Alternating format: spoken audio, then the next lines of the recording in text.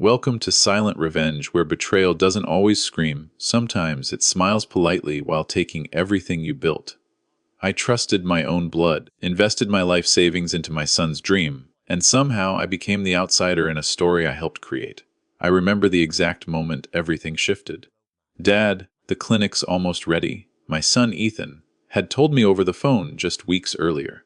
His voice carried excitement, the same excitement I had heard when he was a kid building toy hospitals out of cardboard. We're planning a grand opening soon. You'll be there, right? Of course, I'd said. I helped build it, didn't I? That wasn't just a figure of speech. I had wired him $340,000 over 2 years, my retirement, my safety net, because I believed in him, because he was my son. But when I called again to ask about the exact date, it wasn't Ethan who picked up. It was his wife, Leela. Her tone was off, cold, calculated. Oh, the grand opening? She said lightly. It's actually already been handled. Handled. I frowned. What do you mean? I thought it was a private event. She cut in. For partners, investors, the people actually involved. I felt something tighten in my chest. I am an investor, I said slowly. I gave Ethan $340,000. There was a pause. Then a soft, almost amused exhale. Oh, she said. That wasn't an investment. That was a gift. A gift. The word hit harder than anything she could have shouted. I have bank records. I snapped, my voice shaking. We had an agreement. Did you? She replied calmly. Because legally you don't have anything. The call ended shortly after. Not with a resolution. Not with an apology. Just silence. I sat there for a long time, staring at my phone, replaying her words. A gift. In that moment, something inside me cracked. Not just anger, but humiliation. I wasn't just excluded. I had been erased. But the worst part, Ethan never called me back. Not that day. Not the next.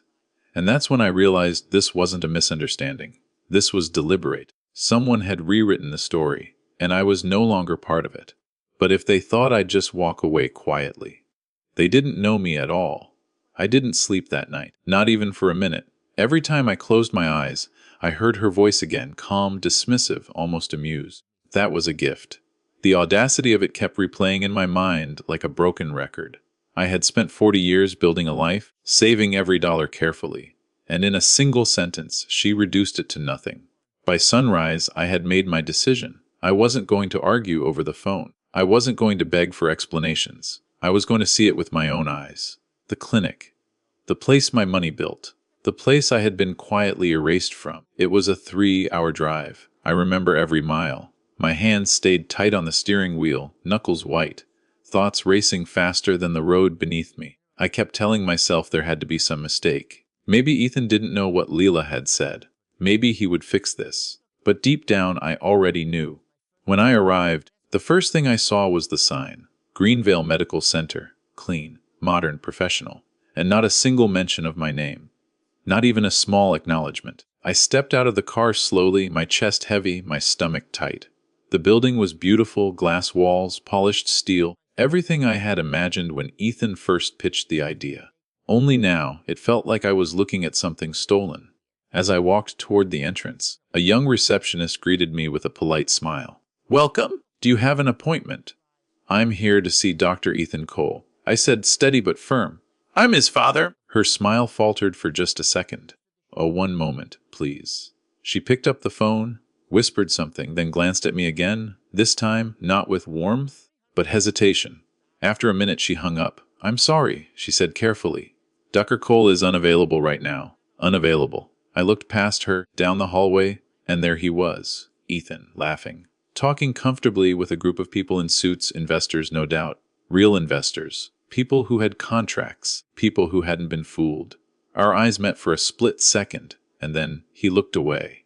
Deliberately, like I wasn't even there. That hurt more than anything Leela had said. I felt the humiliation burn through me, sharp, undeniable. I wasn't just excluded anymore, I was being denied. Erased in real time, I nodded slowly, forcing a calm I didn't feel. That's fine, I said quietly. Tell him I stopped by. I turned and walked out before she could respond. But the moment I stepped outside, something inside me shifted. The confusion was gone. The doubt was gone. In its place was clarity. This wasn't a misunderstanding. It was a setup. And if they thought I'd walk away with nothing, they had just made the biggest mistake of their lives. I sat in my car, engine off, the clinic still gleaming in my rearview mirror like a monument to my own betrayal. For a few seconds, I just stared at my phone. Then I opened the file. A simple folder labeled Ethan Clinic Agreement. Inside were emails, transfers, messages, every conversation we had about the money. I had kept everything, not because I didn't trust him, but because I had spent my whole life being careful, organized, prepared. Turns out that habit might have just saved me. My fingers scrolled slowly, my breathing steadying as I read through each message again. Dad, I'll make you a formal partner once we've finalized the structure. This is an investment. You'll own 40%. I couldn't do this without you. Each word felt heavier now. Not emotional, but evidential. This wasn't a gift. This was a promise. And promises, when written down, have a way of turning into something much more dangerous. Proof. I leaned back in my seat, my mind shifting from hurt to calculation. If Ethan had simply ignored me, I might have walked away broken. If Leela had been kinder, more subtle, I might have doubted myself. But they weren't careful. They were arrogant, and arrogance leaves cracks. I opened my email and searched for something specific, the transfer confirmations. There they were. Multiple transactions, all clearly labeled. Dates, amounts, notes referencing the clinic. $340,000. Not a gift. Never a gift. Then I found something even better. A draft contract. Unfinished, yes. Unsigned, yes. But detailed. Ownership percentages. Profit shares. My name listed clearly as a financial partner. It was enough to tell a story. And in situations like this, the right story told in the right place could tear everything down. I glanced back at the building.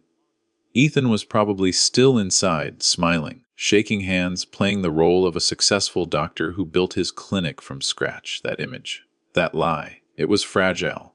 All it would take was one push. But I wasn't going to rush this. No emotional outburst. No angry confrontation. That's what they would expect. That's what they were prepared for. Instead, I would be precise, strategic, quiet. I pulled out a small notebook from my glove compartment and started writing names, dates, possible leverage points. If this was going to become a fight, I wasn't just going to win. I was going to make sure they understood exactly what they had done and what it cost them. Because betrayal like this doesn't just break trust. It rewrites relationships permanently. I closed the notebook slowly, my jaw tightening. For the first time since that call, I wasn't feeling powerless anymore. I was feeling dangerous. I didn't call a lawyer. Not yet. That's what they would expect. A predictable reaction. Papers. Threats. Noise. No, my first move had to be something they wouldn't see coming. I scrolled through my contacts and stopped at a name I hadn't touched in years. Daniel Reeves, Ethan's former mentor. The man who had guided him through medical school, helped him land his residency, and more importantly, the same man who had initially reviewed Ethan's clinic proposal. If anyone knew the truth behind the foundation of that business, it was him. I hesitated for a second. Then I hit call. He answered on the third ring. "Hello, Daniel," I said calmly. "It's Richard Cole." There was a brief pause, then recognition. "Richard, it's been a long time. Everything all right?" I let out a slow breath. "That depends. Have you been to Ethan's clinic recently?" Another pause. Longer this time. "No," he said carefully. "I was invited to the opening, but something felt off. Why?" I stared out at the road, my voice steady but cold, because apparently I didn't invest in it. According to his wife, I gifted them $3,000 to $40,000. Silence. Real silence. The kind that says more than words ever could. Daniel said finally. "I reviewed his early proposal. You were listed as a primary financial partner." "I know," I replied. "I have the documents." His tone shifted sharper now. "Then why would they say otherwise? Because they think I won't fight back." Another pause. Then a quiet exhale. "Richard, what are you planning?" I didn't answer immediately. Instead, I asked, "Do you still have a copy of that proposal?" "The one you reviewed." "I might," he said slowly. "Why?" "Because if you do, I want you to look at it again, carefully." There was a tension in the air now, not confusion, not curiosity, understanding. "You're thinking legal action," he said. "I'm thinking truth," I corrected, "and the right place to expose it." Daniel didn't respond right away. I could almost hear the gears turning in his head. Finally, he spoke. "Richard, if what you're saying is accurate, this isn't just a family dispute. This could destroy Ethan's professional credibility." I tightened my grip on the phone. Then maybe he should have thought about that. Before pretending I didn't exist, Another silence. Then, quietly, Daniel said, "Send me everything you have." That was all I needed. I ended the call and immediately began forwarding files, emails, transfers, drafts, everything, piece by piece, truth by truth. This wasn't just about money anymore. It was about exposure, reputation, consequences. I leaned back in my seat, watching the clinic through narrowed eyes. Inside, everything still looked perfect, untouched, untested. But not for long, because once the right people started asking questions, that perfect image would start to crack. And when it did, there would be nowhere left to hide. My phone buzzed again just as I was pulling onto the highway. Unknown number. For a moment, I considered ignoring it, letting it go to voicemail, staying in control. But something told me this call mattered. I answered. "Richard Cole speaking." A composed, professional voice came through. "Or Mr. Cole, this is Andrew Whitaker. I represent one of the primary investment groups behind Greenvale Medical Center." My grip on the steering wheel tightened slightly. "I thought I might be hearing from someone like you," I said calmly. There was a brief pause, as if he was reassessing me. "We've just received some documents," he continued carefully. "Forwarded by Dr. Reeves. They raise serious concerns." "Concerns?" I repeated. "That's one way to put it." He didn't react to the tone. "According to these records," he said, "you contributed a substantial amount of capital during the early development phase. However, your name doesn't appear in any finalized ownership agreements." "That's correct," I said. "Because I was removed." Silence, not disbelief, calculation. "And you're claiming this removal was unauthorized?" he asked. "I'm stating," I said slowly, choosing every word, "that I was deliberately misrepresented, excluded, and reclassified as a gift provider without my consent." The line stayed quiet for a few seconds. Then he spoke again, his tone sharper now. "Mr. Cole, if what you're saying is accurate, this isn't just an internal matter. This could constitute financial misrepresentation to other investors." I almost smiled. Now he was starting to see it. "It's not just about me," I said. "It's about the story they told all of you." Another pause. "He presented the clinic as self-funded, with minimal external contribution," Andrew admitted. "If your investment wasn't disclosed properly." "It wasn't," I cut in. "And I have the proof." I could hear papers shifting on his end. "We're going to need to review this thoroughly," he said. "This could impact the entire structure of the deal." "That's your decision," I replied. "I'm just making sure the truth is available." He exhaled slowly. "Mr. Cole, I'll be direct. If this escalates, it could freeze operations, trigger audits, possibly even legal action from multiple parties." I stared ahead at the road, my voice steady. "I understand. And you're prepared for that?" he asked. I didn't hesitate. "I've already lost everything I invested," I said. "What I'm not willing to lose is the truth." That seemed to settle something.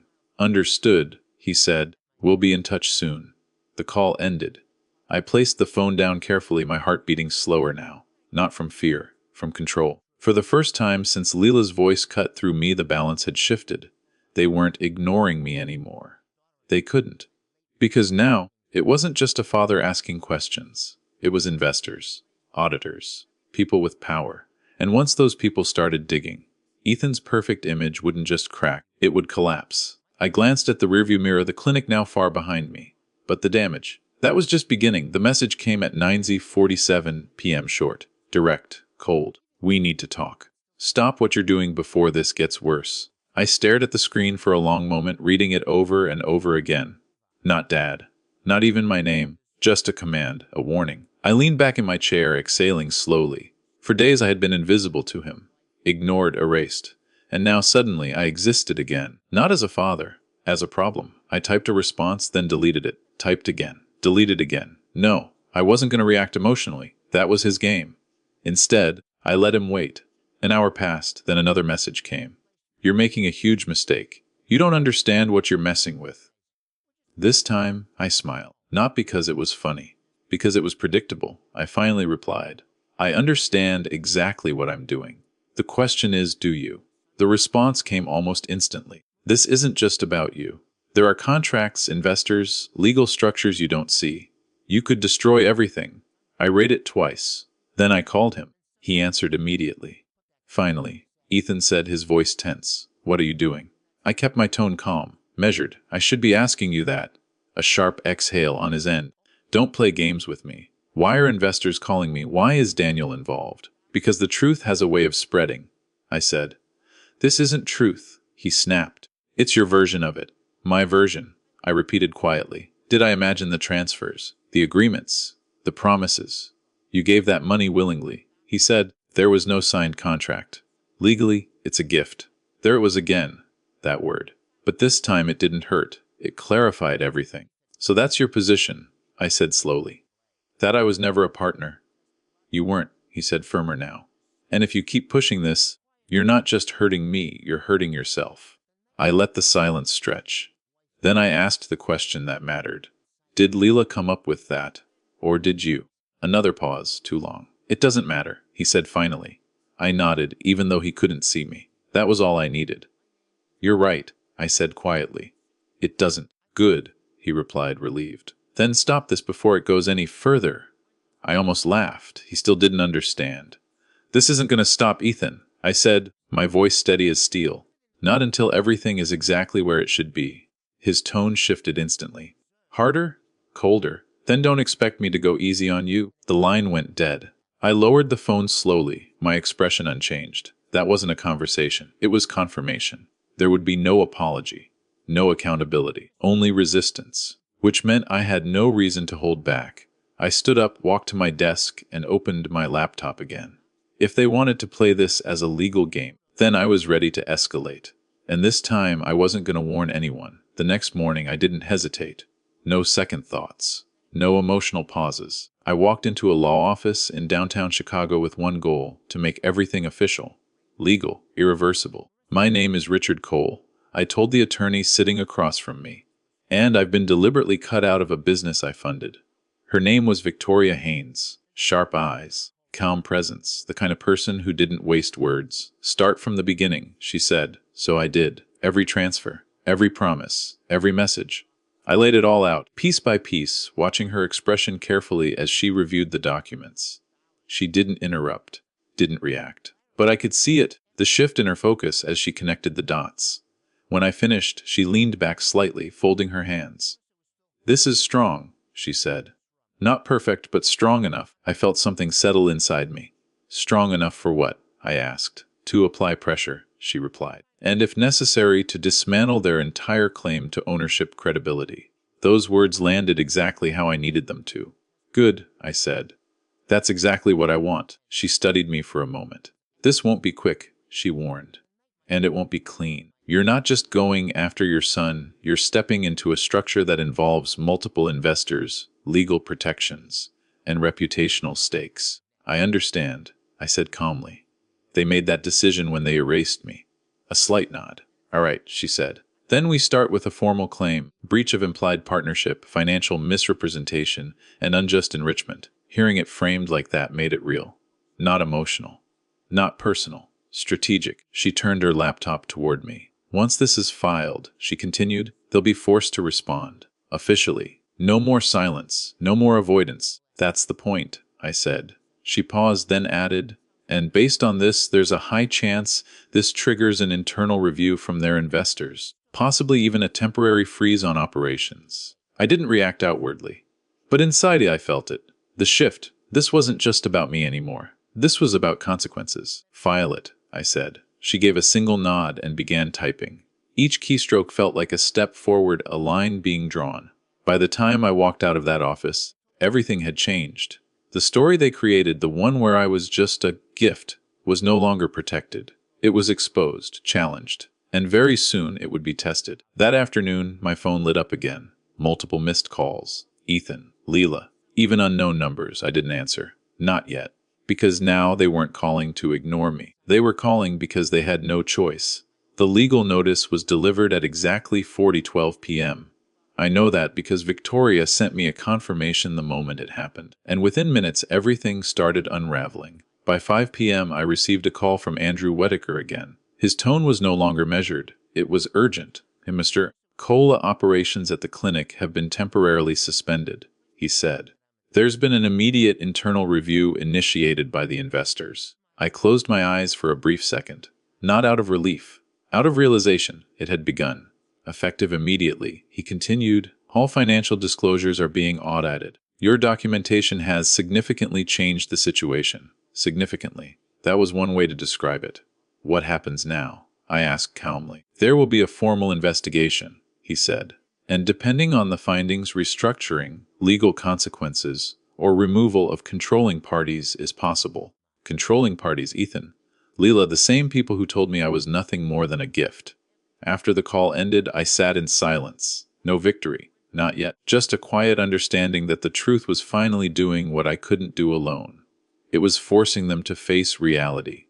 That night, Ethan showed up at my door. Not a message, not a call. In person, I opened the door, slowly studying his face. Tired. Tense. Different, he started. I didn't respond. Not right away. You didn't have to do this, he said, his voice strained. We could have handled this privately. I let out a slow breath.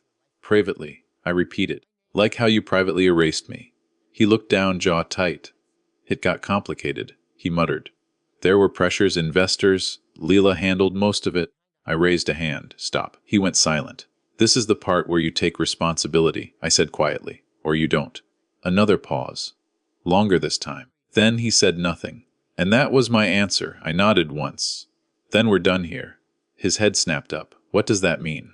It means, I said, my voice steady. Whatever happens next happens without me protecting you. I closed the door before he could respond. And for the first time in a long time, I felt something I hadn't expected.